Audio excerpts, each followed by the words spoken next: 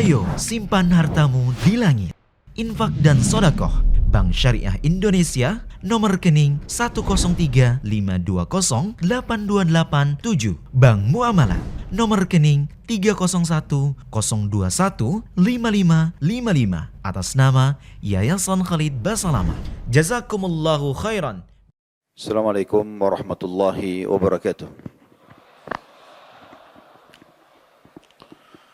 Alhamdulillah, kalimat yang mulia selalu terucapkan dari lisan orang-orang beriman kepada Zat yang Maha Mulia, Maha Adil, Maha Kuasa, satu-satunya pencipta, pemilik, penguasa, semua yang di langit, semua yang di bumi, semua yang di kedalaman lautan, terjangkau atau tidak terjangkau oleh mata kita, yaitu Allah Subhanahu wa Ta'ala.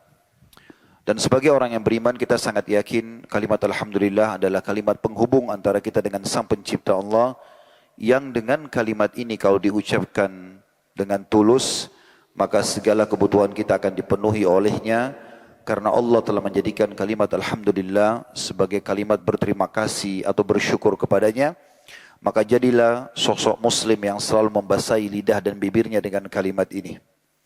Selanjutnya kita panjatkan salam hormat kita kepada utusan Sang Pencipta, manusia yang telah disempurnakan jalur nasabnya, fisiknya, ilmunya, orang yang paling layak dijadikan sebagai suri tauladan, pemimpin seluruh nabi, pemimpin seluruh keturunan anak Adam, baik di dunia maupun di akhirat.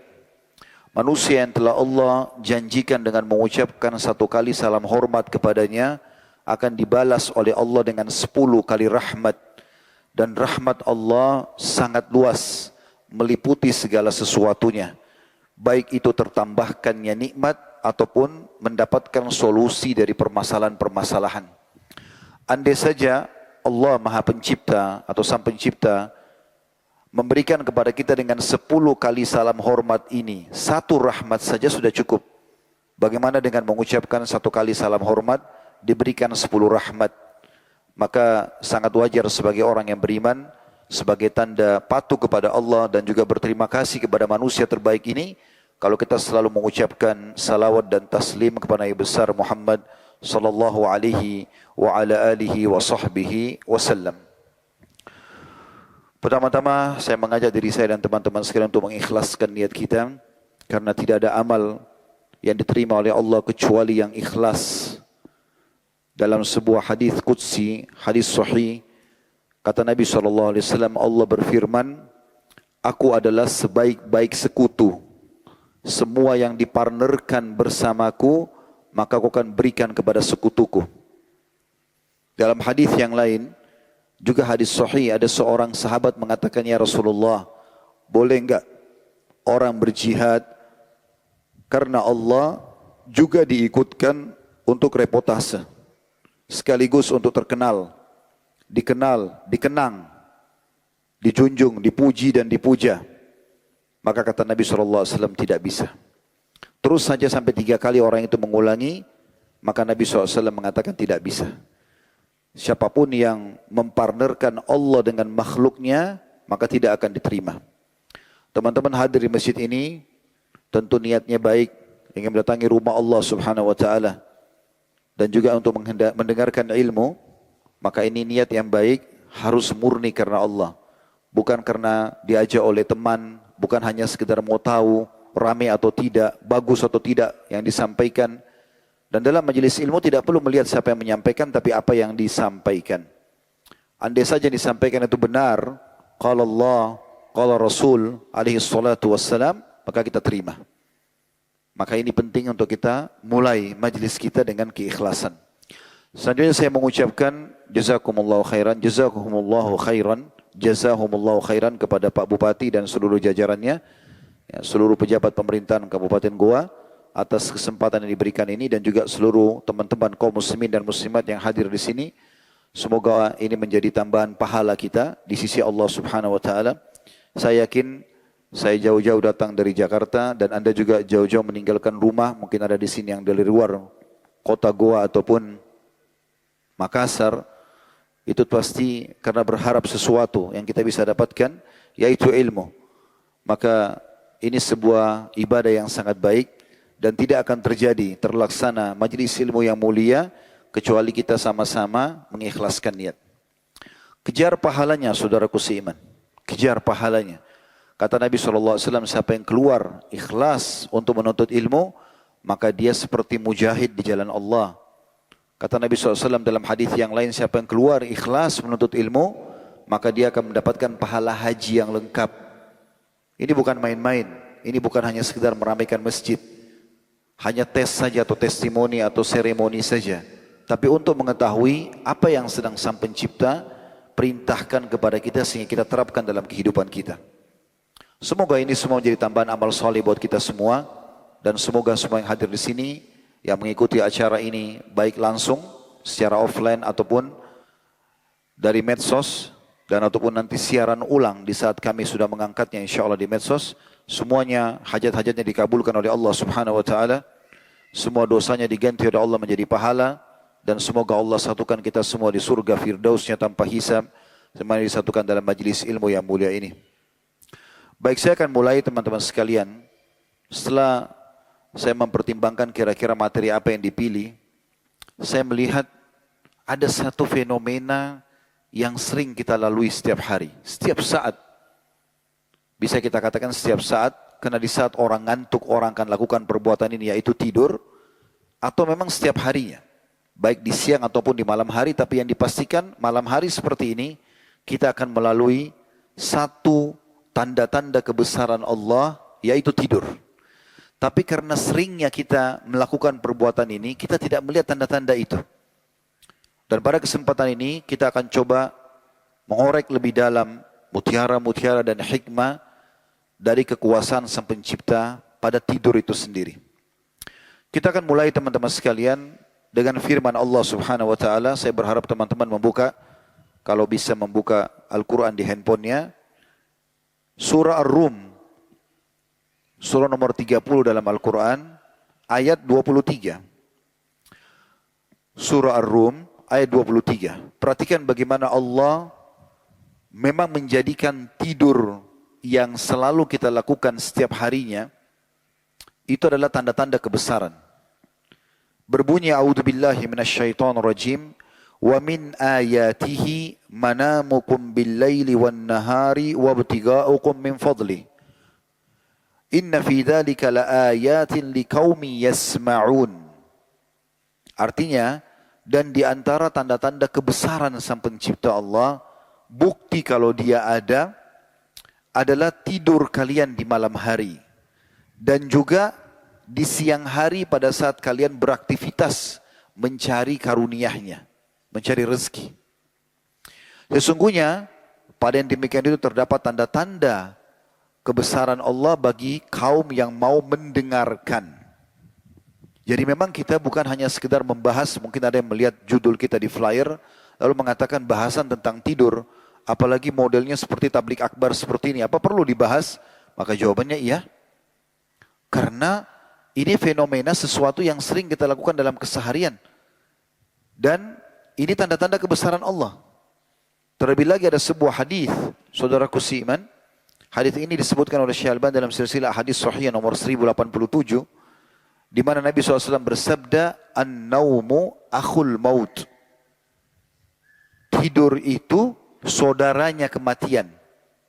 Wala yanamu ahlul jannah.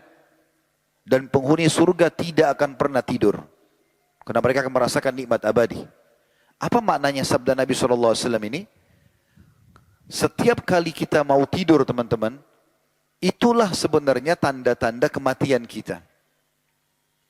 Jadi kalau ada orang merasa dirinya tidak mungkin mati, jawabannya pada saat dia tidur. Dia mengantuk berat, dia tidur mau nggak mau. Kalau dia paksa untuk tidak tidur, dia tidak akan mampu, pasti dia akan tertidur. Kalau dia paksakan tidak tidur di ranjang di rumahnya, dia akan tertidur di pinggir jalan kalau sudah sangat letih. Dan Nabi SAW mengatakan tidur itu adalah saudaranya kematian. Artinya itu tanda-tanda, begitulah kalau engkau akan menghadapi kematian kelak. Tiba-tiba saja mati. Sehebat apapun kita menjaga kesehatan kita, makanan, minuman, apa saja prestasi dunia ini, maka tetap saja mati kalau datang akan menyambut kita. Berarti ada tanda-tanda kebesaran bagi orang yang mau belajar dari kematian, dari tidur itu. Salah satunya adalah kita pasti akan meninggal dunia. Ini yang dimaksudkan dalam makna ayat tadi. Demikian pula Allah berfirman dalam surah Al-Furqan, surah nomor 25, di ayat 47. A'udzu billahi minasyaitonir rajim. Al-Furqan surah nomor 25 ayat 47. Wa huwal ladzi ja'ala lakumul laila libasan wan nauma subatan wa ja'ala an-nahara nusyura. Dan dialah yang telah menjadikan untuk kalian malam itu libas. Gelap, ya. Bahasa Arab libas itu pakaian, seperti menyelimuti kita. Kita pakai pakaian untuk apa? Untuk melindungi diri. Nah, malam itu Allah jadikan sebagai libas. Jadi kita kayak terlindungi, tertutupin. Sempurnanya adalah dengan digunakan wan nauma subata, dan kalian tidur untuk istirahat. Supaya kita bisa memberikan energi untuk tubuh kita. Tanda-tanda kebesaran Allah, ya. Dan semua orang pasti melalui tidur ini, bahkan bukan cuma manusia. Hewan-hewan pun demikian adanya, sebagaimana kita tahu. Dan Allah menjadikan siang itu sebagai waktu untuk bergerak, bekerja. Dalam surah Naba, surah nomor 78 juga, Allah sebutkan di ayat 9-nya, وَجَعَلْنَا نَوْمَكُمْ سُبَاتًا. Dan kami jadikan tidur kalian itu sebagai istirahat. Untuk memberikan hak tubuh. Bagaimana baginda Nabi SAW menegur Abu Darda radhiyallahu anhu. Karena dia di malam hari tidak tidur. Semalam suntuk ibadah. Maka Nabi SAW mengatakan dalam potongan hadis yang panjang diantaranya, sesungguhnya badanmu punya hak. Artinya perlu diistirahatkan. Begitu juga ada sahabat 3 orang yang berjanji dan berikrar di masjid Nabi SAW karena mereka merasa butuh ibadah ekstra. Semua yang umumnya disampaikan Nabi SAW mereka rasa sudah kerjakan. Maka mereka coba mendatangi rumah baginda Nabi SAW dan bertemu dengan Ummul Mukminin Aisyah radhiyallahu anha. Lalu bertanya, apa yang Nabi SAW kerjakan di rumah? Kata Aisyah radhiyallahu anha, Nabi SAW mengerjakan apa yang seseorang di antara kalian laki-laki kerjakan di rumahnya. Kalau ada pekerjaan dia selesaikan atau dia bekerja sama dengan istrinya. Ada sesuatu yang dia perlu bantu, dia bantu sallallahu alaihi wasallam. Dan kalau diiqamahkan, kalau diazankan, dikumandangkan azan, maka beliau pergi ke masjid sholat. Maka rupanya 3 orang sahabat ini seperti ingin sesuatu yang lebih berat. Maka mereka 3-3 masuk ke masjid lalu mengikrarkan. Yang satu mengatakan mulai sekarang saya tidak mau tidur malam hari. Selalu saya akan ibadah. Tidak mau tidur, tidak mau istirahat. Yang satu mengatakan mulai sekarang saya akan puasa, tidak mau buka puasa sampai saya sudah tidak tahan lagi. Mereka ingin ibadah yang tidak umum orang kerjakan. Jadi kalau hari ini puasa, azan maghrib dia masih mampu, dia lanjut besok. Masih mampu, dia lanjut hari ketiga. Yang satu mengatakan mulai sekarang saya tidak akan menikah dengan wanita. Dianggap dengan menikah berarti terganggu ibadah dia kepada Allah. Waktu sampai di telinga baginda Nabi SAW, kata Nabi SAW, telah sampai kepada saya berita begini dan begitu tentang kalian. Ketahuilah, saya adalah orang yang paling bertakwa kepada Allah di antara kalian. Dan ketahuilah, saya itu tidur di malam hari. Dan saya juga bangun sholat malam. Nabi SAW contohkan masalah tidur ini. Kemudian saya juga puasa dan saya berbuka puasa dan saya menikahi wanita. Man ragiba an sunnati falaysa minni. Siapa yang tolak sunnahku bukan bagian dari umatku. Allah juga menjelaskan dalam surah Az-Zumar, surah nomor 39 ayat 52 tentang prosesi tidur itu sebagai tanda-tanda kebesaran. Jadi kita kalau tidur itu seperti orang yang sedang menghadapi kematian. Ruh itu pun keluar, tapi bukan keluarnya seperti keluarnya pada saat kita meninggal dunia. Karena dia masih bisa kembali, itu pun di saat Allah izinkan. Perhatikan Allah gambarkan dalam surah Az-Zumar, surah nomor 39 ayat 52. A'udzu billahi minasyaitonir rajim. Allahu yatawaffal anfusa hina mautiha wallati lam tamut fi manamiha fayumsikul lati qada 'alaiha al-mauta wa yursilul ukhra ila ajalin musamma. Inna fi dzalika laayatin liqaumin yatafakkarun. Artinya Allah lah yang mewafatkan jiwa-jiwa pada saat dia mati. Allah yang buat ruhnya dicabut sehingga orang itu meninggal. Dan juga Allah lah yang menahan ruh itu atau mengembalikan, mengeluarkan atau mengembalikan di saat dia tidur. Maka Allah menahan yang Allah ingin tahan, maksudnya dia mati, pada saat dia tidur gak dikembalikan lagi ruhnya, atau Allah melepaskan, Allah mengembalikan ruh itu ke jasadnya sampai ajal yang sudah ditentukan. Pada demikian itu terdapat tanda-tanda kebesaran bagi kaum yang mau berfikir. Ya. Ini dikuatkan juga dengan ada hadis Nabi SAW tentang doa tidur ya. Ya Allah, yang artinya ya Allah, kalau seandainya Engkau melepaskan, kalau Engkau mewafatkan jiwaku ini pada saat tidur, maka kasihanilah dia, ampunilah dia. Kalau Engkau lepaskan ruhnya kemana-mana, jagalah dia sebagaimana Engkau menjaga ruhnya orang-orang beriman. Jadi memang ini ada sebuah tanda-tanda kebesaran Allah Subhanahu wa ta'ala. Baik, kita akan masuk teman-teman sekalian ke masalah yang perlu kita ketahui berhubungan dengan masalah tidur ini, yaitu adab nabawiyah. Bagaimana Nabi Muhammad SAW mengajarkan kepada kita banyak hal berhubungan dengan masalah tidur. Yang pertama harus diperhatikan adalah kita dianjurkan sekali untuk tidak menerlambatkan waktu tidur selepas Isya, kecuali dalam keadaan darurat. Jadi yang sering kita dengar di Indonesia begadang, itu anjurannya tidak ada dalam syariat. Kecuali dalam keadaan darurat. Misalnya lagi memecahkan perkara umat. Nabi Muhammad SAW dengan para sahabat kadang-kadang terpaksa begadang selepas Isya, itu dikarenakan karena ada perkara yang harus dipecahkan. Ada musuh yang akan menyerang, ada perkara yang harus didiskusikan, atau ada keluarga yang silaturahim, atau ada majelis ilmu, atau ada jihad berjaga-jaga di perbatasan. Tapi kalau hanya duduk nongkrong omong kosong di pinggir jalan, menghabiskan waktu tidak ada manfaatnya, maka ini tidak boleh dalam Islam. Sampai Umar bin Khattab radhiyallahu anhu itu selepas Isya keliling kota Madinah membawa tongkat, cambuk. Kalau beliau menemukan ada orang yang kumpul-kumpul di pinggir jalan, beliau tanya, kenapa kalian kumpul di sini? Kalau karena silaturahim keluarga, kalau misalnya takziah orang yang meninggal, ada sesuatu yang berhubungan dengan hukum syar'i, maka Umar biarkan. Tapi kalau tidak, dicambuk oleh Umar, disuruh pulang untuk tidur. Dan Umar mengatakan, apakah kalian kumpul-kumpul di sini sehingga sholat malam kalian akhirnya terluputkan? Maka ini bagian dari hal yang perlu diperhatikan. Dan disebutkan dalam sebuah riwayat Abu Barzah radhiyallahu anhu, hadis ini diriwayatkan oleh Imam Bukhari nomor 568 dan Imam Muslim 647.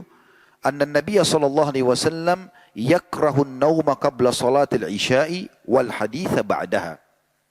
Bahwasanya Rasulullah SAW itu membenci tidur malam sebelum Isya. Kayak kita sekarang habis maghrib nggak boleh tidur.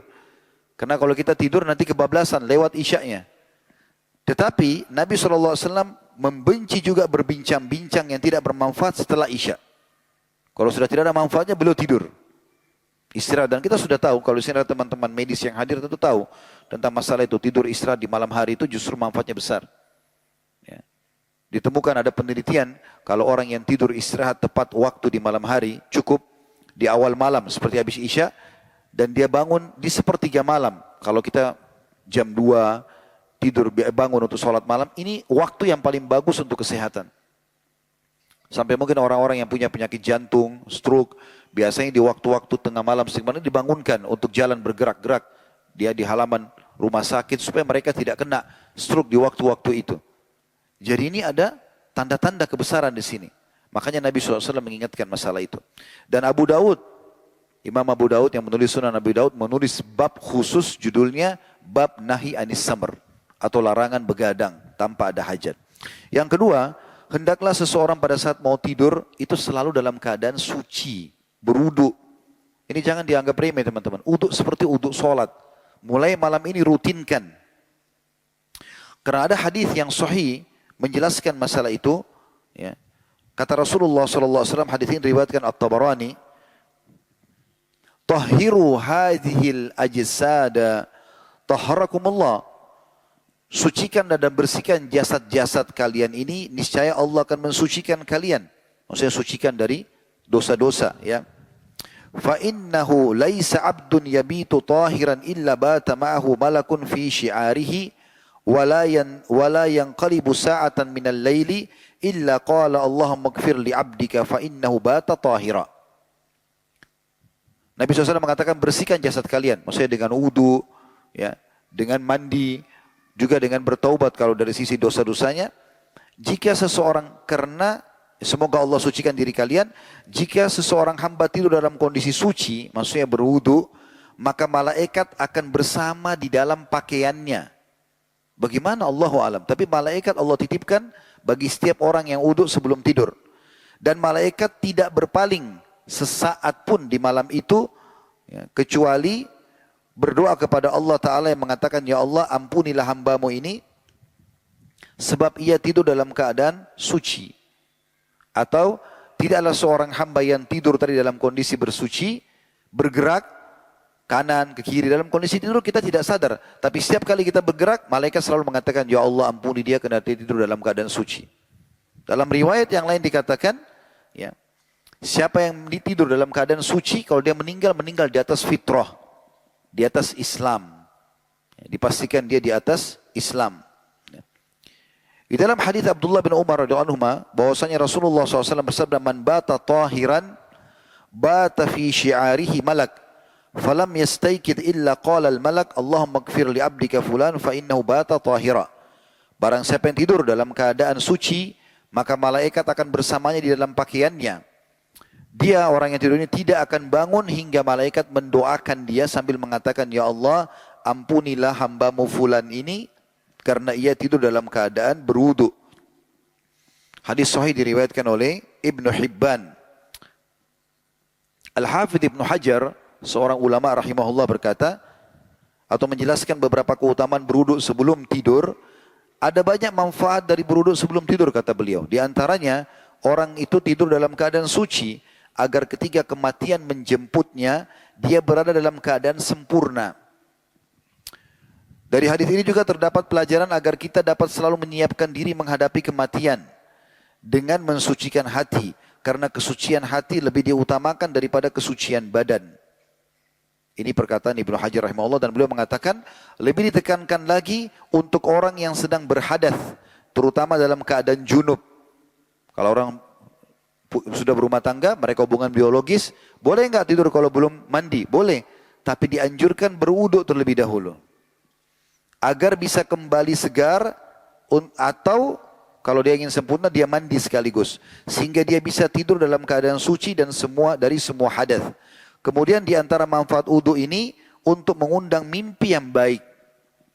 Ternyata ini hikmah disampaikan Ibnu Hajar, akan mendatangkan mimpi-mimpi yang baik dan dijauhkan dari permainan syaitan ketika tidurnya. Ini dijelaskan oleh Ibnu Hajar dalam Fathul Bari Syarah Sahih Bukhari, jilid 11 halaman 110. Sudah masuk waktu Isya? Sudah. Baik, saya akan sampaikan sebuah masih lanjutan masalah ini, ya, dan kita tutup insyaAllah, kita sholat Isya dulu.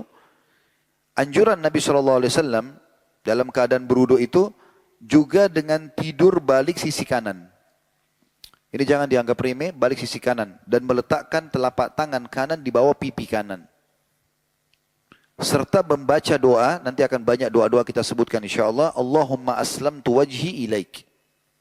Ya Allah, aku menyerahkan wajahku, ya, aku atau tundukkan wajahku kepadamu. Wa fawwadtu amri ilaik, dan aku pasrahkan urusanku kepadamu. Wa alja'tu dhahri ilaik, dan aku sandarkan punggungku kepadamu. Ragbatan wa rahbatan ilaik. Ya. Aku lakukan itu karena rasa takut akan siksamu dan berharap semua rahmatmu. Ya. La malja'a wa la manja minka illa ilaik. Tidak ada tempat berlindung dan menyelamatkan diri dari hukumanmu kecuali kepadamu. Allahumma amantu bi kitabika alladhi anzalt. Ya Allah, aku beriman kepada kitabmu Al-Quran yang telah engkau turunkan. Wa bi nabiyyika alladhi arsalt. Dan kepada nabimu yang engkau telah utus. Kata Nabi SAW dalam hadis Bukhari ini, Imam Bukhari meriwayatkan di nomor 247 dan Imam Muslim 2710, siapa yang dalam kondisi berwudu mau tidur, kemudian balik sisi kanan, meletakkan tangan kanan di bawah pipi kanan, lalu membaca tadi doa itu. Jika kamu mati di malam itu, kata Nabi SAW, kamu mati dalam keadaan fitrah. Dan jadikanlah doa ini sebagai kalimat terakhir yang engkau ucapkan sebelum tidur. Setelah tadi sempat kita singgung juga, sebenarnya ini bisa masuk dalam adab yang ketiga, yaitu tidur dalam posisi sebelah kanan, serta meletakkan telapak tangan kanan di bawah pipi kanan. Berdasarkan sabda Rasulullah sallallahu alaihi wasallam dalam hadis Bukhari nomor 247, "Idza ataita madja'aka fatawadda wudu'aka lis-shalah thumma ittaji' ala shikkikal ayman." Apabila engkau mendatangi tempat tidurmu, maka hendaklah berwuduk terlebih dahulu sebagaimana wudukmu untuk melakukan salat. Kemudian berbaringlah di atas rusuk sebelah kananmu. Di dalam sabda Nabi SAW yang lain diriwayatkan oleh Abu Daud berbunyi, "Idza awaita ila firashika wa anta tahirun fatawassat yaminak." Apabila engkau hendak tidur di malam hari, maka bersucilah dan berbalinglah di atas rusukmu sebelah kanan atau balik sisi kanan. Yang keempat harus diperhatikan adabnya adalah tidak boleh tengkurap. Tidak boleh tengkurap dengan posisi sebagai tumpuhan pada saat kita sedang tidur. Kecuali pada saat sudah terjadi proses tidur tanpa disadari itu berbeda. Tapi di awal tidak boleh memulainya. Dan umumnya ini penyebab daripada mimpi buruk. Karena ini tidurnya ahli neraka. Dengan cara tengkurap. Maksudnya mereka bukan dalam kondisi tidur. Tapi mereka pada saat disiksa umumnya ditengkurapkan. Disebutkan dalam sebuah riwayat dari Ya'ish bin Talfa Al-Ghifari, dari bapaknya dia berkata, "Fabainama ana muttaji'un fil masjidi minas sahari ala batni idza rajulun yuharrikuni birijlihi faqal inna hadhihi dij'atun yubghiduha Allah." Qala fanadhartu fa idza Rasulullah sallallahu alaihi wasallam. Sahabat ini berkata, Ya'ish radhiyallahu anhu, ketika aku sedang berbaring tengkurap di masjid karena begadang, dan itu terjadi di waktu sahur. Lalu ada seseorang yang menggerak-gerakkanku dengan kakinya atau membangunkanku dengan kakinya. Lalu ia berkata, sesungguhnya posisi tidur tengkurap seperti ini adalah posisi tidur yang sangat dimurkahi oleh Allah. Kemudian aku memandang ke arah orang tersebut, ternyata dia adalah Rasulullah sallallahu alaihi wasallam. Jadi sahabat ini tidur tengkurap di masjid, lalu Nabi sallallahu alaihi wasallam menggerakkan dengan kaki beliau agar dia mengubah posisinya. Ini tidur tengkurap banyak sekali kita lihat sering terjadi ya di masjid. Di mana-mana seringkali orang anggap ini sesuatu yang biasa saja. Padahal sebenarnya ini cara tidur yang sangat dimurkahi oleh Allah Subhanahu wa taala. Di dalam hadis yang lain, dan hadis ini diriwayatkan Ibnu Majah nomor 3724, An Abi Dzar radhiyallahu anhu qala marra biya an-nabiy sallallahu alaihi wasallam wa ana muttaji'un ala batni faraqadani birijlihi wa qala ya Junaidib innama hadhihi di'jatun ahlin nar. Dari Abi Dzar radhiyallahu anhu, beliau mengatakan Nabi sallallahu alaihi wasallam pernah lewat di hadapanku ketika aku sedang tidur tengkurap. Maka beliau menggerakkanku dengan kakinya, ya. Di sini juga bisa bermakna Nabi sallallahu alaihi wasallam ya, menendang beliau, ya, menyentuh badannya dengan kaki. Lalu beliau bersabda, wahai Junaidib. Ini panggilannya Abi Dzar radhiyallahu anhu. Sesungguhnya posisi tidur tengkurap seperti ini adalah posisi tidurnya penghuni neraka. Jadi dilarang tidur dalam kondisi tengkurap. Dan Syekh Muhammad bin Utsaimin rahimahullah berkata, di dalam hadis ini terdapat satu dalil yang menunjukkan bahwa tidak pantas seseorang tidur tengkurap, lebih-lebih lagi dilakukan di tempat yang terbuka. Karena jika orang banyak melihat tidur semacam itu, mereka tidak suka. Namun jika seseorang dalam keadaan sakit perut, dengan tidur seperti itu membuat teredam sakitnya, maka seperti itu tidak masalah kata beliau, karena dilakukan dalam kondisi ada kebutuhan. Diambil dari syarah Riyadus Shalihin, jilid 4, halaman 343. Tapi intinya di sini dilarang tidur tengkurap. Jadi semua orang tidur tengkurap ini umumnya, tadi sebagaimana saya katakan, pendapat sebagian ulama mendatangkan mimpi-mimpi buruk. Dan juga ini secara medis kurang sehat ya. Karena menekan posisi nafas terganggu, posisi perut terganggu ya. Maka sebaiknya kita menghindari masalah ini. Yang kelima, ini mungkin yang masih jarang dikerjakan sunnah Nabi SAW, menggunakan celak. Baik laki-laki maupun perempuan. Di saat mau tidur. Tetapi yang Nabi SAW gunakan celak khusus, namanya ithmit. Tulisannya itu alif lam hamzah tha mim dal, ithmit. Ya.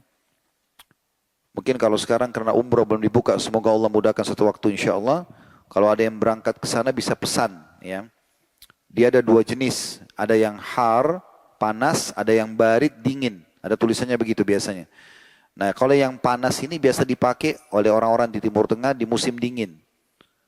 Dan yang dingin dipakai di musim panas.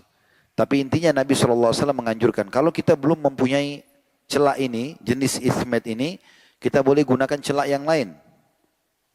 Berdasarkan hadits Ibnu Umar radhiyallahu anhu, dan ini diriwayatkan Ibnu Majah nomor 3497. Anna Nabiya sallallahu alaihi wasallam kana yaktahilu bil ithmidi kulla lailatin qabla an yanama fi kulli ainin thalathata amyal. Bahwasanya Rasulullah SAW senantiasa memakai celak dengan batu celak atau dengan ithmit. Ya. Celak ini bernama ithmit setiap malam sebelum beliau hendak tidur. Beliau menggunakan celak itu pada kedua matanya sebanyak 3 kali goresan. Ya. 3 kali dioleskan di setiap mata. Dan beliau SAW bersabda dalam hadis riwayat Imam Ahmad dengan sanad sahih, "Alaikum bil ithmidi 'indan naumi fa innahu yajlul basara wa yumbitu sya'ra." Hendaklah kalian selalu menggunakan celak mata sebelum tidur. Ya, ini laki-laki juga boleh. Tapi di saat mau tidur ya. Ini dianjurkan begitu kalau perempuan boleh dipakai setiap saat. Yang penting jangan sampai dia tabarruj atau di depan umum sehingga ini lebih menarik bagi laki-laki. Tapi di rumah, umumnya dia ada anjuran. Hendaklah engkau menggunakan celak, kata Nabi SAW, sebelum tidur. Karena ia bisa menjernihkan penglihatan dan menumbuhkan bulu mata. Sebagaimana saya katakan tadi, hadis ini sahih diriwayatkan oleh Imam Ahmad. Yang keenam, anjuran untuk mengebas tempat tidur atau membersihkan ketika hendak tidur. Jadi walaupun sudah ditata rapi ranjang itu, tetap anjurannya kita menebasnya. Ya. Apalagi kalau ada selimut, maka selimutnya dikebas dulu. Kita tidak tahu apa yang tersembunyi di bawah situ, mungkin ada serangga, ya, atau yang sejenisnya. Ini sunnah Nabi SAW. Sebagaimana disebutkan dalam hadis Bukhari nomor 6320 dan Imam Muslim riwayatkan nomor 2714. Bahwasanya beliau sallallahu alaihi wasallam bersabda, "Idza jaa ahadukum ila firashi falyakhudh dakhilata izarihi falyanfudh biha firashahu wal yusammillaha fa innahu la ya'lamu ma khalafahu ba'da." Jika salah seorang dari kalian akan tidur, hendaklah mengambil potongan kain, ya, kain apa saja, lalu mengibaskan tempat tidurnya dengan kain tersebut sambil mengucapkan bismillah. Karena ia tidak tahu apa yang ada di situ. Bisa jadi juga sini ada syaitan yang tidak nampak dengan mata atau yang lainnya. Apalagi di saat rumah kita gelap, tidak terlihat. Ya. Ini anjuran ulama, walaupun dalam kondisi ranjang sudah dirapikan bersih, tetap sunnah Nabi SAW menebah. Juga sabda Nabi SAW dalam hadis yang diriwayatkan oleh Imam Bukhari, "Idza jaa ahadukum firashahu falyanfudhu bisanifati thawbihi thalatha marrat wal yakul bismillah bismika wal yakul bismika rabbi wada'tu jambi wa bika arfa'u in amsakta nafsi faghfir laha wa in arsaltaha fahfadhha bima tahfadhu bihi ibadaka as-salihin." Hadis ini hadis sahih riwayat Bukhari. Ini sekaligus menguatkan apa yang kita sampaikan tadi. Kalau orang tidur itu ruhnya keluar, tetapi bukan keluar seperti mati yang tidak kembali lagi. Kalau Allah masih panjangkan umurnya, kembalilah ruh itu. Kalau tidak Allah tahan, maka dia wafat. Dalil dalam hadis Bukhari ini, kata Nabi SAW, jika salah seorang di antara kalian akan tidur, hendaklah ia mengibaskan tempat tidurnya dengan ujung bajunya sebanyak 3 kali sambil membaca doa, Bismika Rabbi wada'tu jambi. dengan namamu ya Allah aku tidur. Wa bismika arfa'u, dan dengan namamu pula aku nanti bangun, ya, aku mengangkatnya. In amsakta nafsi, kalau engkau tahan nanti ruhku, enggak dikembalikan lagi, faghfir laha, maafkanlah. Wa in arsaltaha, dan kalau kau mengutusnya, ruh itu jalan kemana, entah dengan izin Allah kemana, fahfadha bima tahfadhu bihi ibadakas salihin. Maka jagalah dia sebagaimana engkau menjaga ruhnya orang-orang saleh atau orang-orang beriman. Orang beriman itu biasanya dengan izin Allah dijaga, tidak akan diganggu oleh syaitan. Yang ketujuh, meletakkan tangan, hendaklah mensucikan, ya, diri dari semua perasaan dengki dan benci, dendam. Hatinya dibersihkan. Beranjak daripada sebuah riwayat yang sahih, bahwasanya Nabi SAW mengulangi sebanyak 3 kali. Akan masuk 3 hari. Bukan 3 kali, 3 hari. Akan masuk dari pintu masjid ini ahli surga. Maka semua mata sahabat tertuju ke pintu tersebut. Masuklah seorang sahabat yang tidak begitu dikenal.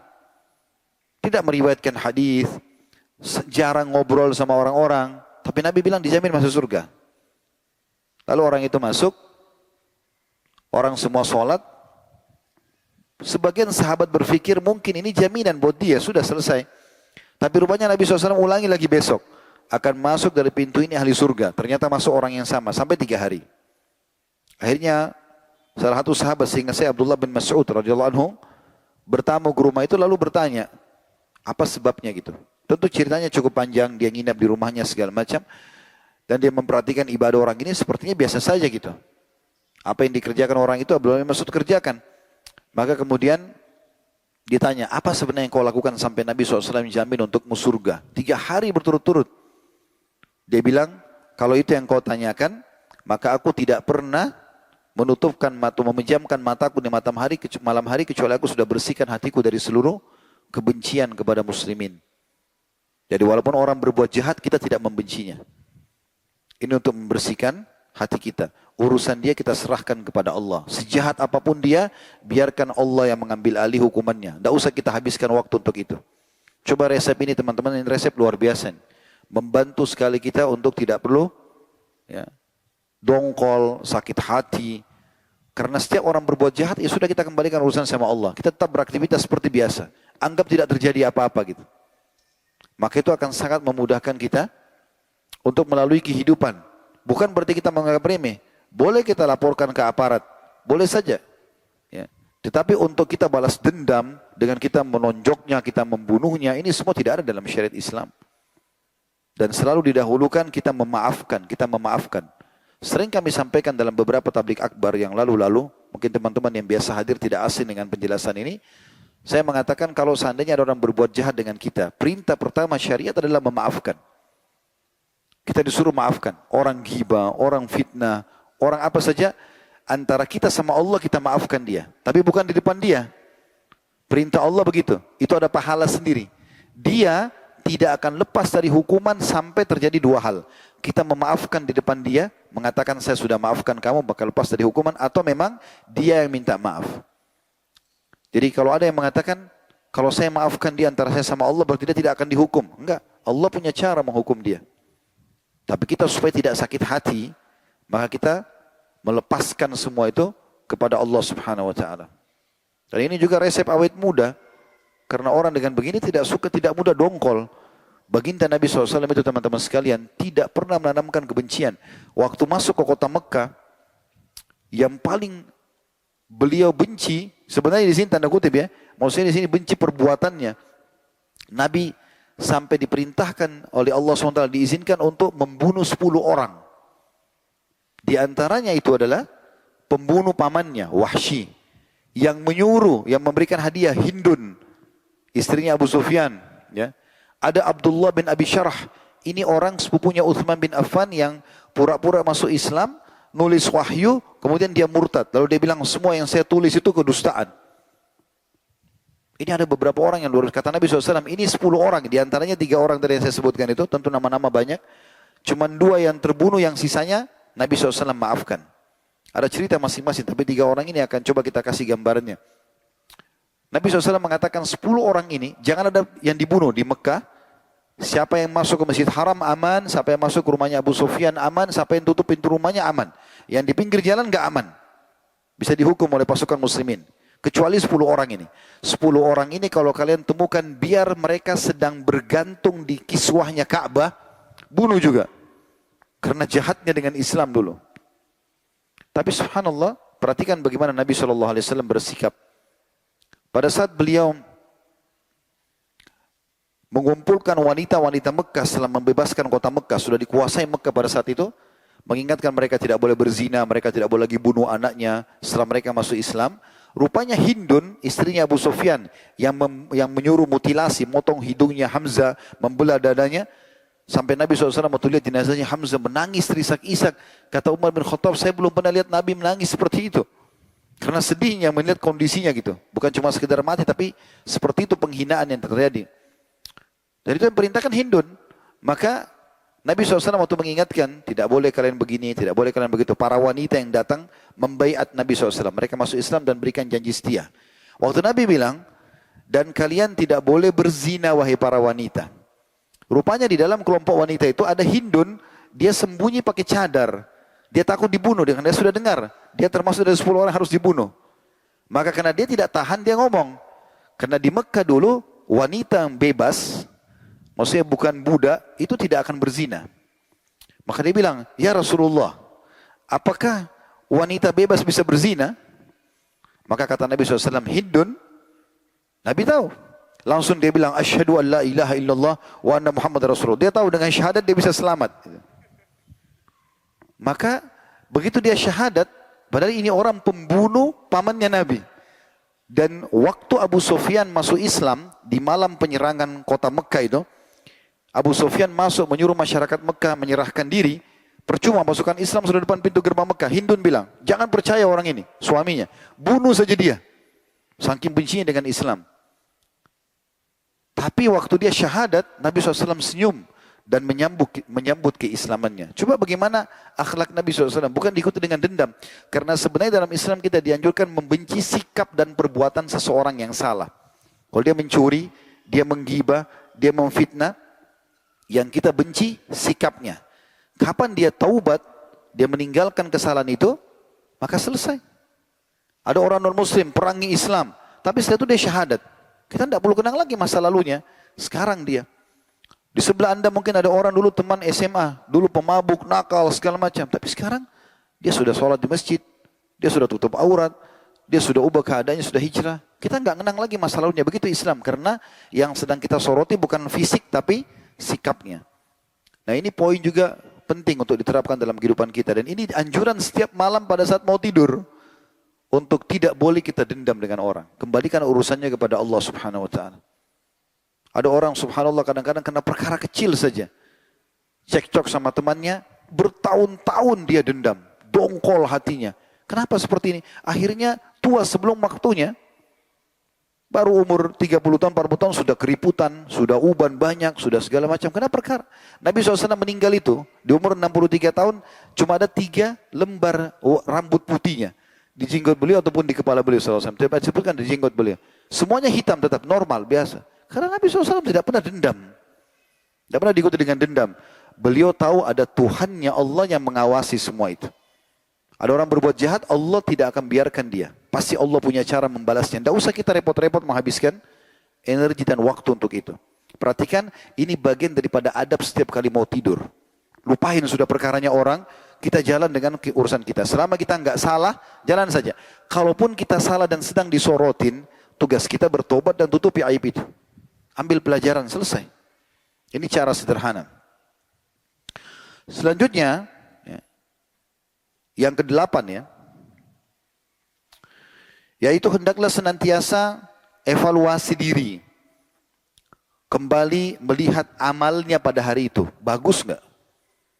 Hari ini sudah tepat waktu sholat enggak? Ya. Tadi sudah bersedekah atau tidak? Tadi sudah silaturahim keluarga atau belum? Apa kira-kira amal soleh yang belum kita kerjakan?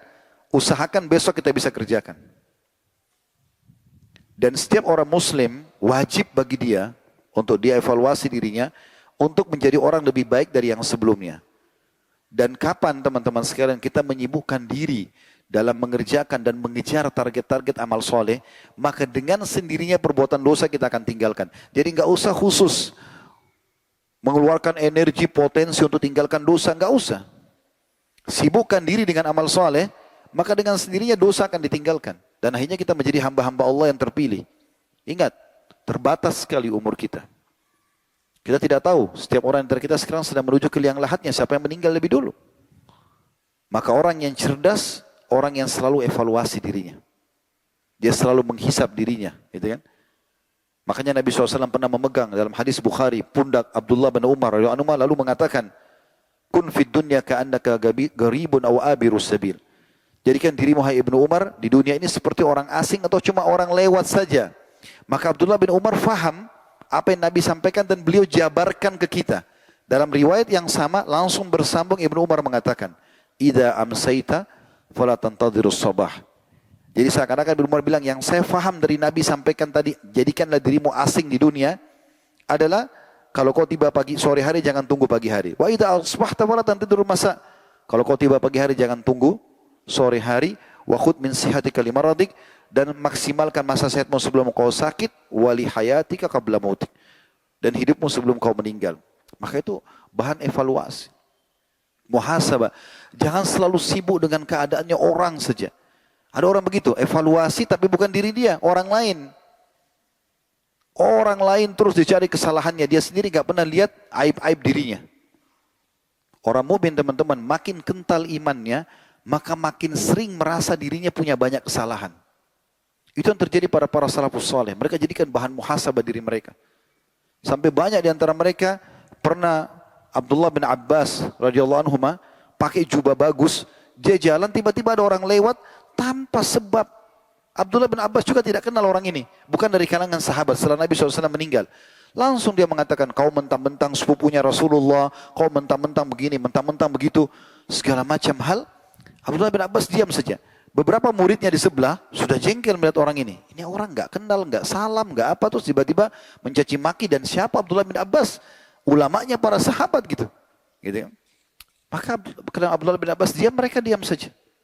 Lalu setelah itu Abdullah bin Abbas setelah orang itu sudah kena tidak dilayanin, dia caci maki nggak dilayanin, habis kata-katanya. Kapan orang itu tidak habis kata-katanya kalau kita layani dia? Kamu itu begini-begini, kamu juga begini, beribut terus nggak selesai-selesai. Coba kalau antum nggak layani, selesai sebenarnya.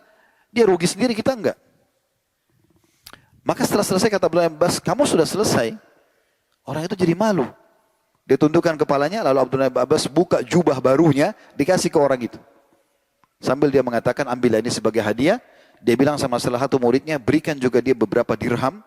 Dan dia bilang langsung, kalau seandainya kau ada hajat, datanglah ke rumah kami, wahai saudaraku. Akhirnya orang itu menjadi muridnya beliau. Gitu.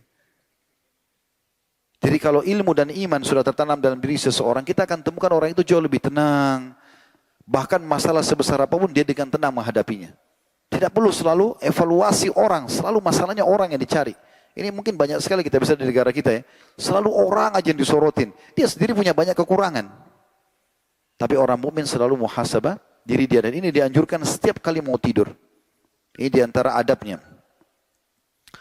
Kemudian selanjutnya yang ke-9. Ya.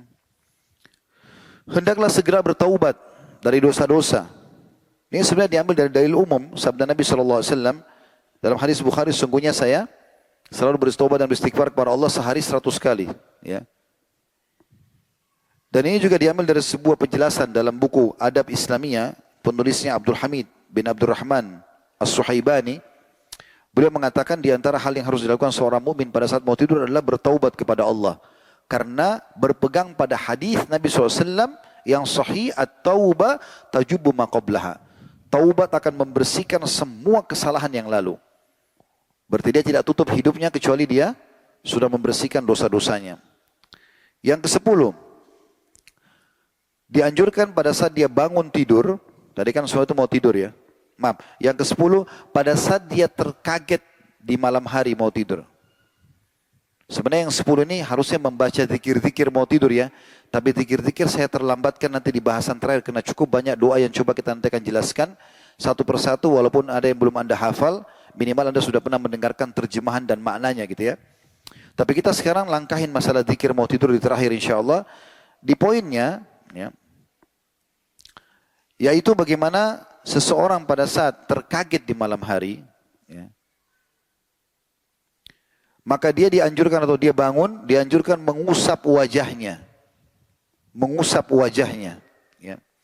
Diambil daripada hadis riwayat Muslim nomor 763 di mana disebutkan fastaikadha Rasulullah sallallahu alaihi wasallam fajalasa yamsahul nauma an wajhihi biyadihi.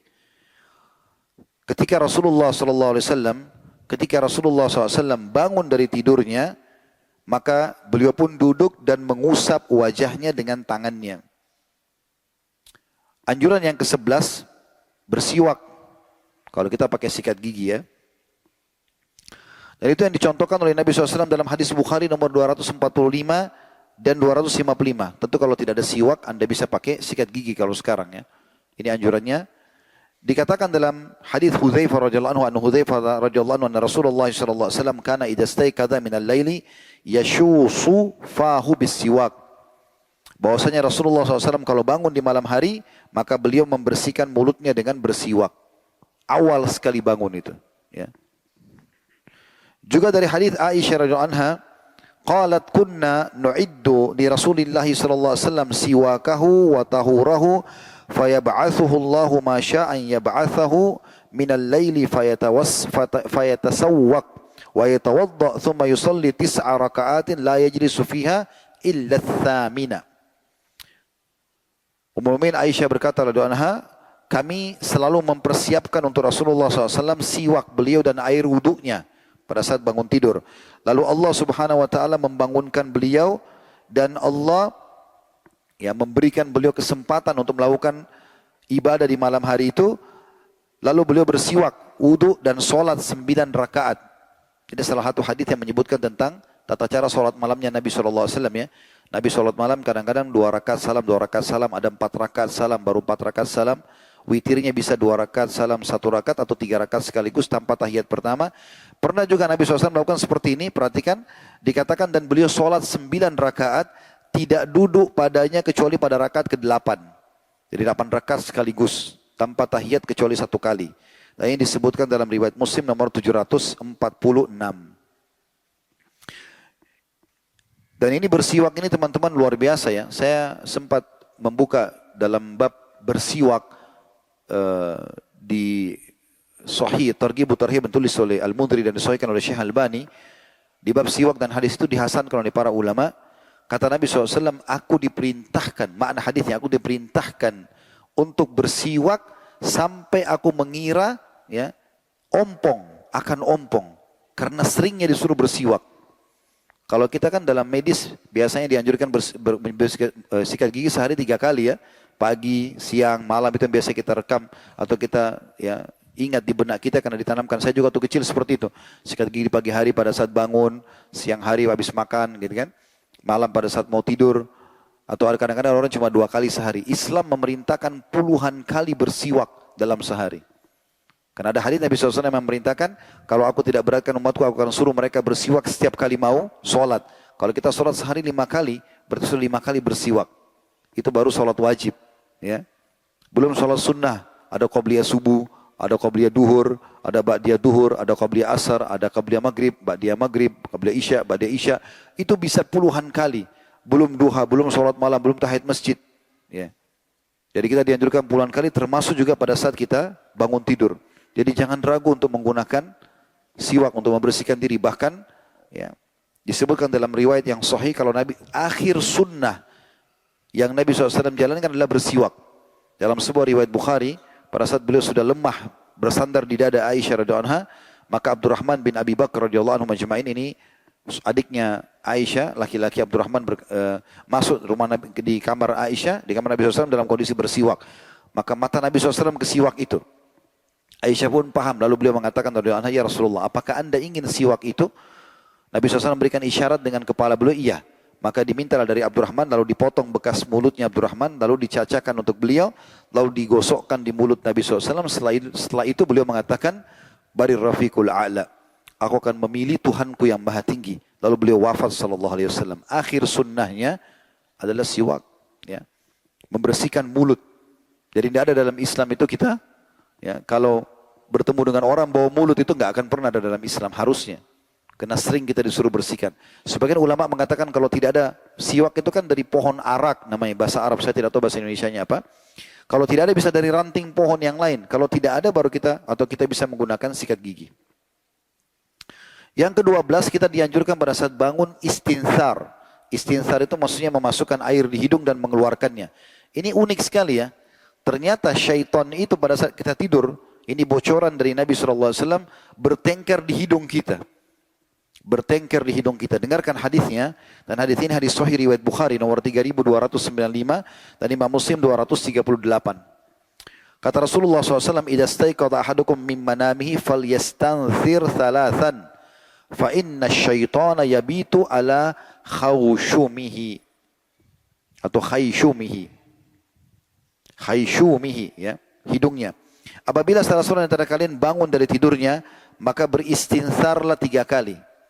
Kan kita kalau kumur-kumur itu, bahasa Arabnya madmadah. Kalau wudu ya, istinsar itu kita masukkan air ke dalam hidung lalu kita keluarkan. Hirup lalu kita keluarkan. Ya. Maka beristinsarlah 3 kali, karena sungguhnya syaitan bermalam di rongga hidungnya. Ini hadis sahih riwayat Bukhari Muslim ya. Dalam hadis yang lain, dari hadis Abu Hurairah radhiyallahu anhu, Rasulullah SAW bersabda, perhatikan pentingnya membahas masalah tidur ini. Dan ini kata kunci teman-teman, sebelum saya baca hadisnya. Kalau saya tanya kepada anda semua hadir di sini, mau nggak bangun tidur dalam kondisi ceria, sehat, dipenuhi hajatnya? Mau nggak dalam kondisi seperti itu? Atau mau nggak bangun dalam kondisi malas, nggak mau berbuat apa-apa? Yang mana anda pilih? Yang pertama atau yang kedua? Coba perhatikan hadisnya ya. Ini hadis yang sahih. Hadis ini diriwayatkan Bukhari nomor 1142 dan Muslim 776, Abu Daud 1306, An-Nasai riwayatkan jilid 3 halaman 203, Ibnu Majah di 1329. Ini hadis sahih. Kata Nabi SAW, "Yaqidu syaitanu ala qafilati ra'si ahadikum idha huwa nama thalatha uqadin. Yadribu kullu uqdatin alaika laylun tawil. Farqut. فإذا استيقظ فذكر الله إن حلت عقدة فإذا توضأ إن حلت عقدة فإذا صلى إن حلت عقدة فأصبح نشيطا طيب النفس وإلا أصبح خبيث النفس كسلان." Ya. Kata Nabi SAW dalam hadis, syaitan membuat 3 ikatan di tengkuk atau leher bagian belakang setiap orang di antara kalian. Setiap kali orang itu akan tidur. Semua kita pasti kena ini. Walaupun orang beriman. Diikat oleh syaitan dengan 3 ikatan. Di setiap ikatan, syaitan membisikkan, malam masih panjang, tidurlah. Pernah kita bangun malam lalu ada bisikan, belum, subuh masih lama. Nah, itu syaitan itu. Ya. Jika dia bangun lalu berzikir kepada Allah. Nanti kita akan bahas zikir-zikir bangun tidur ya. Banyak sekali zikir-zikir yang mulia, yang mudah dihafal dan manfaatnya besar sekali. Kalau dia bangun, dia zikir, walaupun cuma 1 zikir. Dari zikir-zikir bangun tidur, maka lepas 1 ikatan. Kalau dia berwudu, nah salah satu yang dilakukan dalam wudu adalah kumur-kumur dan istinsar. Memasukkan air di hidung dan mengeluarkan dari hidung ya. Kalau dia berwudu, maka lepas 1 ikatan lagi. 2 ikatan lepas. Kalau dia mengerjakan sholat, maka lepas ikatan terakhir. Apa manfaatnya ya Rasulullah? Dengarkan. Kata Nabi SAW, maka kalau lepas ketiga ikatan tersebut di pagi hari, dia akan bersemangat dan bergembira. Jika dia tidak melakukan itu, tidak zikir pada saat bangun, tidak wudu, tidak sholat, maka dia akan bangun dalam kondisi sedih, tidak ceria, dan menjadi sangat malas. Jadi pada saat orang bangun dianjurkan untuk memasukkan air ke dalam hidung, kemudian mengeluarkannya. Ya. Sebenarnya istinsyak, istilahnya kalau dihirup ya. Ini istinthar mengeluarkan, tapi tidak mungkin kita lakukan istinthar mengeluarkan air dari hidung tanpa istinsyak, tanpa menghirupnya. Maka ini yang dianjurkan gitu. Ini subhanallah saya pernah praktikkan pribadi teman-teman sekalian. Pada saat bangun ya di malam hari mau sholat malam dan masih mengantuk, coba lakukan ini. Cuci telapak tangan, kemudian ambil sedikit air walaupun tidak sampai ke dalam, masukkan air ke dalam hidung, subhanallah tiba-tiba ngantuk itu hilang. Kuasa Allah subhanahu wa ta'ala. Karena memang ikatan syaitan itu lepas. Ya. Yang ke-13 dianjurkan mencuci tangan pada saat bangun. Berdasarkan sabda Nabi SAW, hadis riwayat Bukhari nomor 162 dan Muslim 278, "Idza staiqadha ahadukum min naumi fala yagmis yadahu fil inai hatta yagsilaha thalathan."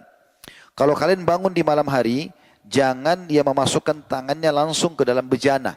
Kalau kita ke dalam ember, kolam, ya, sampai dia mencucinya 3 kali dulu. Dalam riwayat lain, karena dia tidak pernah tahu tangannya menginap di mana tadi malam. Ini dalam sebuah kisah sahih disebutkan, bahwasanya pernah ada orang di masa dulu ya, masa lama, klasik dulu, itu di masa masih di fase-fase Irak dulu, masa kejayaan Islam di fase Irak, dia mengatakan, apa itu maksudnya, kenapa harus cuci tangan? Toh tangan saya kalau tidur ada di sebelah saya. Maka dikatakan dalam kisah ini dia bangun dalam kondisi tangannya ditemukan dalam duburnya. Kuasa Allah SWT. Tidak boleh kita mengolok-olok. Kalau anda mau kerjakan, kerjakan. Kalau tidak ya sudah, tinggalkan. Tapi kalau untuk diolok-olok ini tidak boleh. Yang ke-14, ya, ini khusus kalau orang sedang mimpi buruk. Apa yang harus dia lakukan? Anjurannya adalah, pertama sekali kalau mimpi buruk teman-teman sekalian membaca ta'awudz. Ta'awudz. A'udzubillahi minasyaitonirrajim. Ya. Berlindung. Karena Nabi SAW bersabda, kita langsung saja dulu ya. Dia ta'awudz, dia baca a'udzubillahi. Kemudian yang kedua, dia meludah sebelah kiri 3 kali. Meniup ke sebelah kiri 3 kali. Bukan meludah besar ya. Nanti kalau ada istri sebelah untuk meludahin marah dia. Tapi ditiup ya, ke sebelah kiri 3 kali dengan sedikit ada ludahnya. Ya. Beranjak daripada hadis Nabi SAW dan hadis ini sahih riwayat Bukhari. Al-hulmu minasyaitan. Fa'idha halama falyata'awwad minhu wal yabsuq an shimalihi fa'innaha la tadurru. Mimpi buruk berasal dari syaitan. Semua yang menakutkan, yang tidak enak dilihat. Ya. Dan kita bahkan berterima kasih pada orang yang bangunkan kita, ya, karena buruknya mimpi itu dari syaitan. Maka jika salah seorang antara kalian bermimpi buruk, hendaklah dia berta'awud. Baca a'udzubillahi minasyaitonirrajim. Berlindung kepada Allah dari mimpi buruk. Dan hendaklah ia meludah ke sebelah kiri. Niscaya mimpi itu tidak akan membahayakannya. Ini sabda Nabi SAW dalam hadis Bukhari. Semua mimpi buruk, lakukan ini. Ya. Juga dalam hadis yang lain, hadis ini diriwayatkan Imam Muslim, kata Nabi SAW, "Idza ra'a ahadukum ar-ru'ya yakrahuha falyabsuq an yasarihi thalathan wal yasta'id billahi minasyaiton thalathan wal yatahawwal an jambihi alladhi kana 'alaihi." Apabila salah seorang antara kalian bermimpi yang buruk, yang dia tidak suka, maka hendaklah ia meludah ke sebelah kiri 3 kali dan berta'awud, baca a'udzubillahi minasyaitonirrajim, lalu meniup sebelah kiri 3 kali. Dan dia mengubah posisi tidurnya. Kalau tadinya dia berposisi apa, dia ubah posisi tidurnya. Kemudian juga dianjurkan untuk tidak menceritakan pada orang lain. Semua mimpi buruk jangan cerita. Beranjak daripada hadis Nabi SAW riwayat Imam Muslim, "Fa in ra'a ahadukum ma yakrah falyakum wal yusalli wa la yuhaddits bihan nas." Kalau salah seorang yang kalian bermimpi yang dia tidak senangi, maka bangunlah, kemudian sholatlah dan jangan menceritakan kepada siapapun. Tidak boleh kita menceritakan kepada siapapun. Buruk pun tidak boleh ya. Walaupun orang itu kita kenal, dianjurkan untuk tidak menceritakan. Di dalam hadis yang lain, hadis ini diriwayatkan oleh Imam Bukhari, bahwasanya Rasulullah SAW bersabda, "Fa idza ra'a ahadukum ma yuhibbu fala yuhaddits bihi illa man yuhib." Kalau salah seorang antara kalian mimpi baik, menggembirakan, dia cuma boleh cerita kepada orang yang dia suka, yang suka juga sama dia, Jangan diceritakan pada musuhnya. Wa idza ra'a ma yakrah falyata'awwad billahi min syarriha wa min syarri syaitan. Kalau dia lihat sesuatu yang buruk dalam mimpinya, maka dia berlindung kepada Allah dari keburukan mimpi itu dan keburukan godaan syaitan. Wal yatfil thalathan, dan dia meniup atau meludah sebelah kiri 3 kali. Wala yuhaddits biha ahadan fa innaha lan tadurru. Dan jangan pernah dia ceritakan pada siapapun. Niscaya kalau dia lakukan ini, ya, dia tidak ceritakan pada orang, dia berlindung kepada Allah, dia meludah sebelah kiri 3 kali, mimpi itu tidak akan berbahaya untuk dia. Tidak akan berbahaya untuk dia. Ini hal yang perlu digarisbawahi. Kita tutup dengan yang terakhir teman-teman sekalian. Di poin adalah membaca doa-doa. Ini sengaja saya akhirkan tadi saya katakan, karena memang doa-doa ini ya cukup banyak dan kita coba insya Allah sampaikan. Semoga Allah SWT berkahi. Yang paling pertama, kalau mau tidur, ya, ini adab yang terakhir, membaca 3 surah yang sudah masyhur, Al-Ikhlas, Al-Falaq, An-Nas. Jangan dianggap remeh ini. Dan sering kali di pengajian kami ada yang tanya, Ustaz, kan kalau ini contoh yang lain ya, nanti kita jelaskan kembali ke bahasan kita. Kan kalau zikir habis sholat subuh, kita kan dianjurkan baca Qul Huwallahu Ahad 3 kali. Al-Falaq 3 kali, An-Nas 3 kali. Terus saya mau zikir pagi, saya baca lagi enggak? Ya jelas jawabannya baca lagi.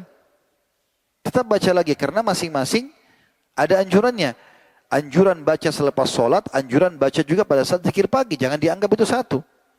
Kan? Begitu juga pada saat kita mau tidur. Walaupun selepas Isya kita sudah baca Al-Ikhlas, Al-Falaq, An-Nas, pada saat mau tidur baca ini. Dan ini tidak pernah ditinggalkan oleh baginda Nabi SAW. Setiap kali mau tidur. Bahkan Aisyah menyampaikan radhiyallahu anha, Nabi SAW pada saat baca tidak berbicara dengan satu kalimat pun. Sampai beliau meniupkan hasil bacaannya itu ke telapak tangan beliau, lalu mengusapkan ke seluruh tubuhnya. Sallallahu alaihi wasallam. Al-Ikhlas, Al-Falaq, An-Nas. Ya. Dan ini anjurannya ya, disebutkan dalam hadis Bukhari nomor 5017 dan Imam Muslim 2192. Kemudian selanjutnya membaca ayat kursi.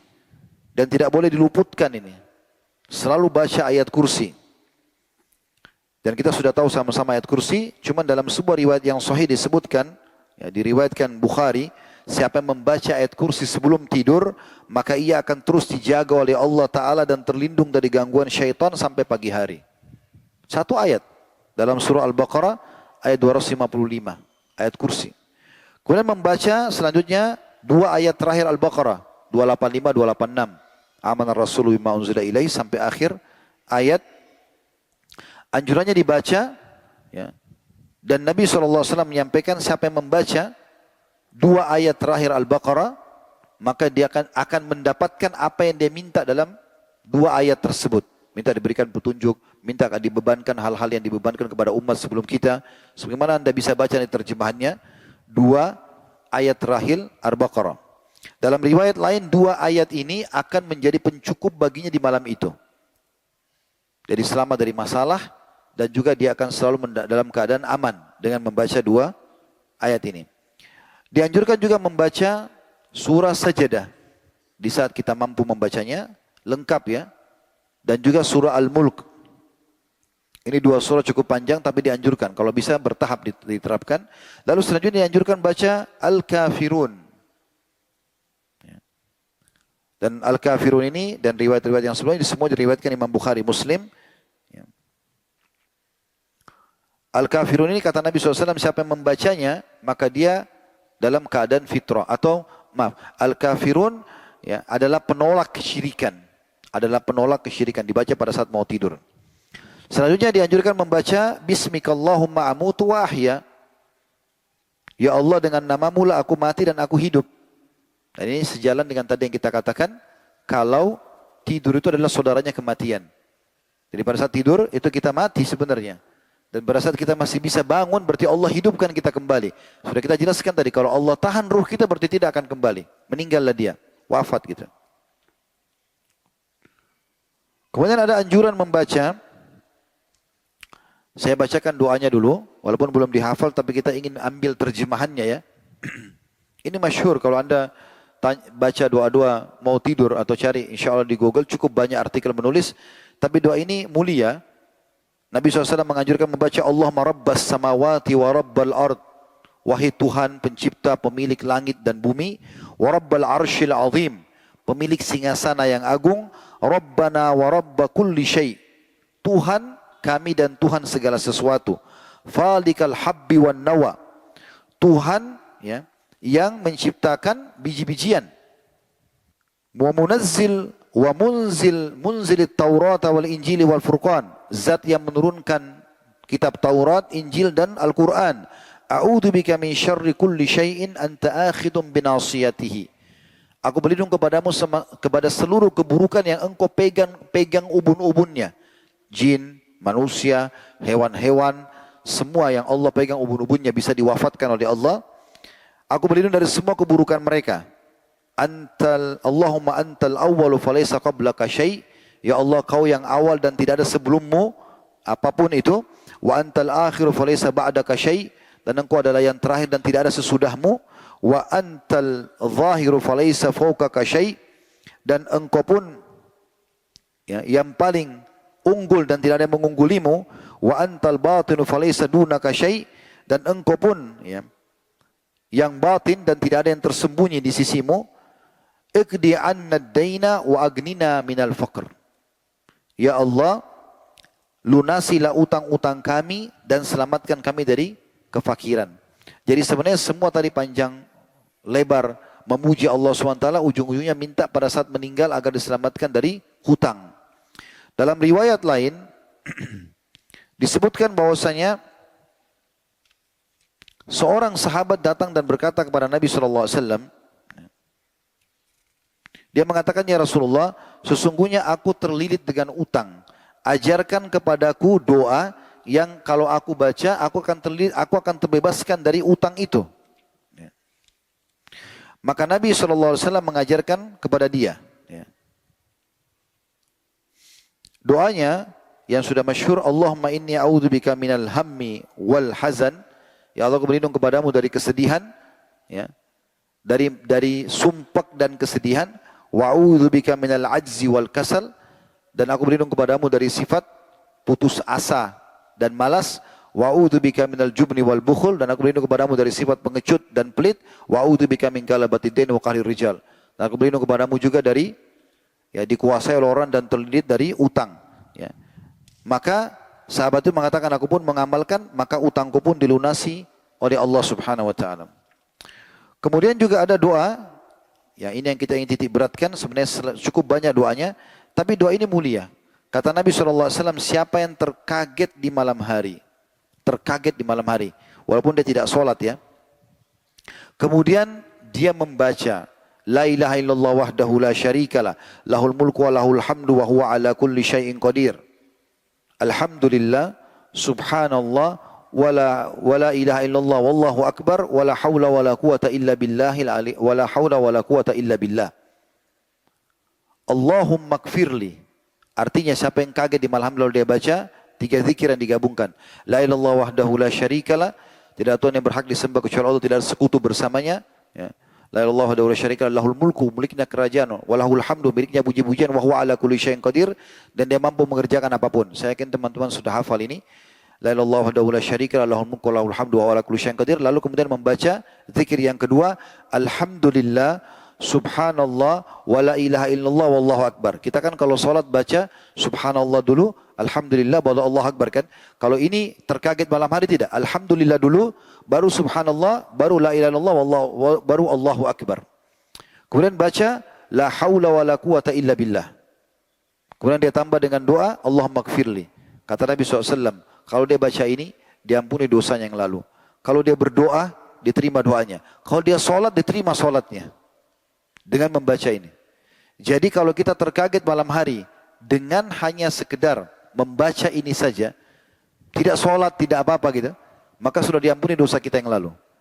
Kalau kita sholat atau kita berdoa aja, misalnya kita mengatakan pada saat masih ngantuk, udah baca zikir ini, lalu kita berdoa, ya Allah, lunasi utangku, sembuhkan penyakitku, mudahkan urusanku, maka Allah kabulkan. Dengan baca zikir ini saja. Walaupun dia tidur lagi. Tapi kalau dia bangun sholat, sholatnya dipastikan diterima. Dan ini kemuliaan yang luar biasa pada saat kita terbangun di malam hari. Ini semua teman-teman sekalian yang berhubungan dengan masalah tidur, hal yang harus diperhatikan oleh setiap muslim. Semoga insya Allah kita bisa mengamalkan apa yang sudah kita dengarkan ini. Dan Allah SWT menjadikannya sebagai ilmu yang bermanfaat. Dan juga masih banyak kuasa-kuasa Allah SWT dalam hal yang lain. Insya Allah nanti kita akan adakan lagi tablik akbar berhubungan dengan masalah itu. Dari makanan, minuman, turunnya air hujan, dan segala macam hal. Semoga kita bisa ambil manfaat insya Allah.